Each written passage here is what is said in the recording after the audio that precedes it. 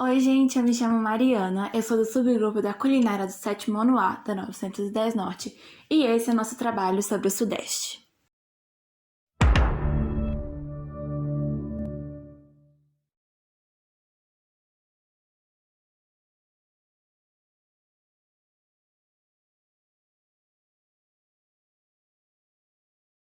Samba é uma dança e um gênero musical criado no Brasil, fruto dos batuques trazidos pelos negros escravizados, misturados aos ritmos europeus, considerado um dos elementos mais representativos da cultura popular do Brasil. Essa dança tem seu próprio dia de comemoração. O dia do samba é comemorado em 2 de dezembro. O samba assume formas diferenciadas em cada região, mas sempre mantendo sua alegria e decadência envolvente, principalmente na região sudeste, uma região que desfruta muito desse tipo de dança, onde são realizados desfiles das escolas de dança em um evento anual muito famoso, o Carnaval.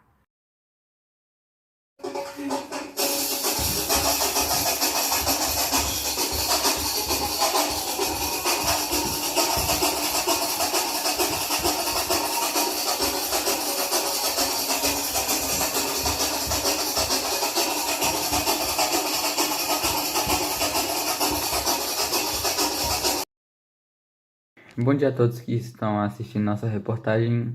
Hoje eu estou aqui entrevistando um morador da cidade de São Paulo chamado Ryan, empreendedor. Ryan, eu queria saber como a poluição afeta na sua vida. Eu sinto que deve afetar muito. Bom dia, João. Uma das poluições que mais me incomoda é a poluição hídrica. Eu gostaria de falar sobre uma solução que eu sempre vejo na minha cabeça, sempre penso. Ela é o aumento de campanhas de conscientização da população para não jogar lixo e esgoto nos rios e mares. E eu acho que essas campanhas deveriam ser ainda mais fortes e com maior frequência nas crianças, pois elas são o futuro do país e é essencial que no futuro não voltamos a ter esse problema. Outra poluição que eu vejo como um problema é a poluição atmosférica. Para solucioná-la, eu acho que deveríamos ter, por exemplo, melhores transportes públicos. Às vezes é um problema, pois esses transportes são precários no nosso país e muitos preferem andar de carro. Para diminuir a emissão de gás carbônico, seria essencial que usássemos mais transporte público. Entendo seu ponto de vista, Ryan. Agora, voltando para nossa reportagem, eu queria entrevistar esse morador do bairro de Copacabana, na cidade do Rio de Janeiro. Eu queria que você me falasse como a criminalidade afeta a sua vida. Bom dia, João. Eu gostaria de falar soluções para o problema da violência, que é muito, muito, muito, muito, muito alto aqui no Rio de Janeiro.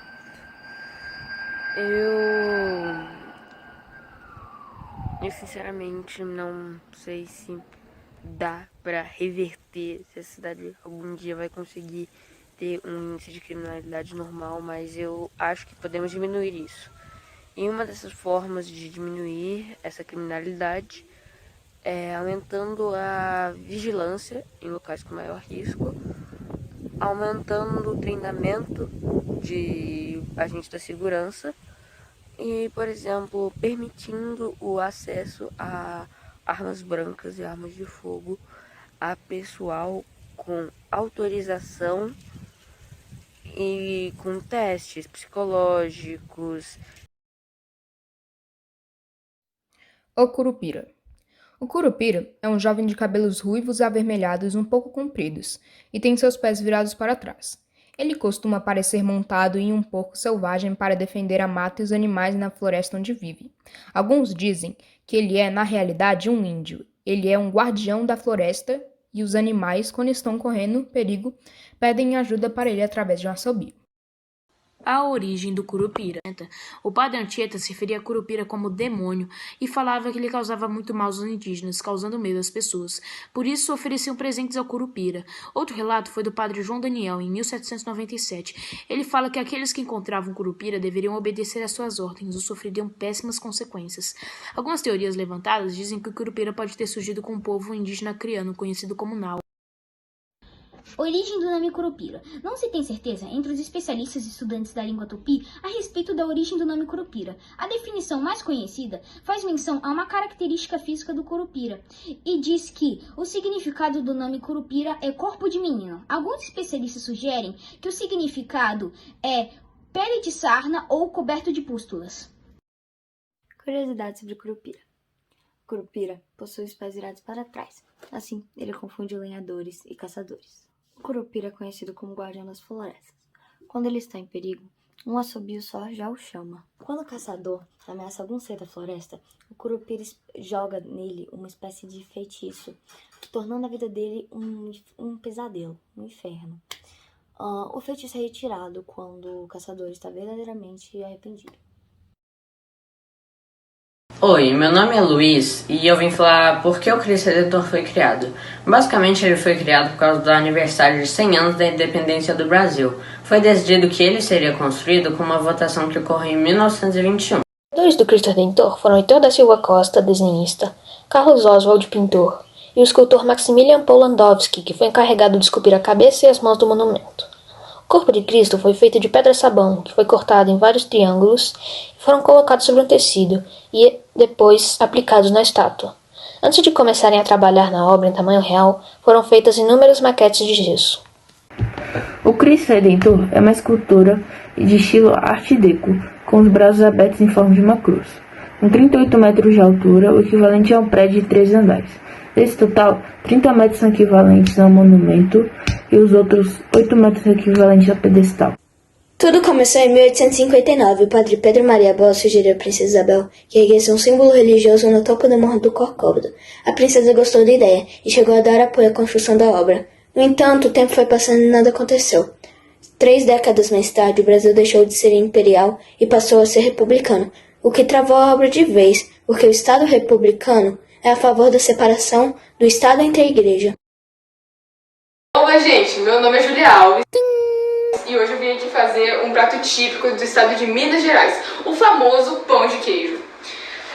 Hoje aqui a gente vai usar um quarto de xícara de óleo, meia xícara de água, meia xícara de leite, 50 gramas de queijo Minas ralado, um ovo caipira, 500 gramas de polvilho azedo e sal ao gosto. Então vamos lá?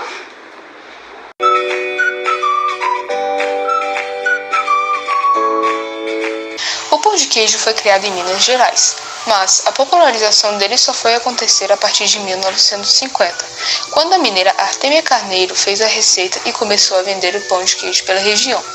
Mas por que isso aconteceu? Bom, na época em que o pão de queijo foi criado, foi uma época em que a farinha de trigo disponível era de péssima qualidade e, no lugar, era utilizado polvilho, que foi trazido pelos portugueses. Outra versão da origem da receita traz o período da escravidão, pois quando a mistura de ovos e leite, herdada dos portugueses, foi ligada à mandioca, base da alimentação indígena. O queijo foi adicionado para dar sabor à receita apenas.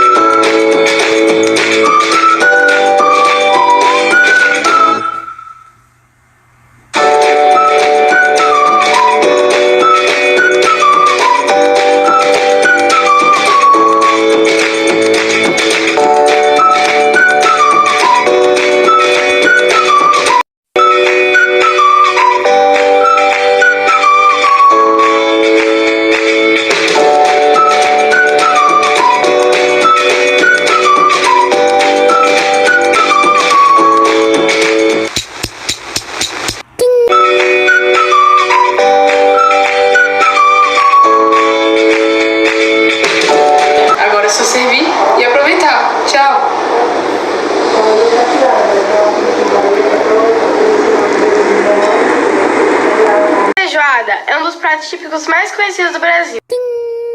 Então hoje a gente vai aprender como fazê-lo e também aprender mais sobre ele. Meu chapéu para não ocorrer algum acidente na cozinha, mas eu vou continuar com a minha roupa típica de praia.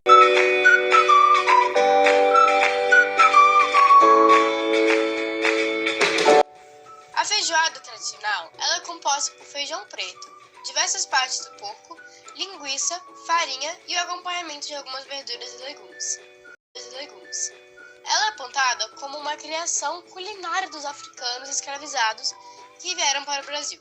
E a primeira feijoada brasileira foi realizada na cidade de Recife no ano de 1827. A feijoada tem especificidades da culinária brasileira. O feijão preto, que é o ingrediente principal, é originário da América do Sul. A farinha de mandioca, que é normalmente usada, tem origem americana. Plantações de feijão e mandioca eram plantadas em diversos locais.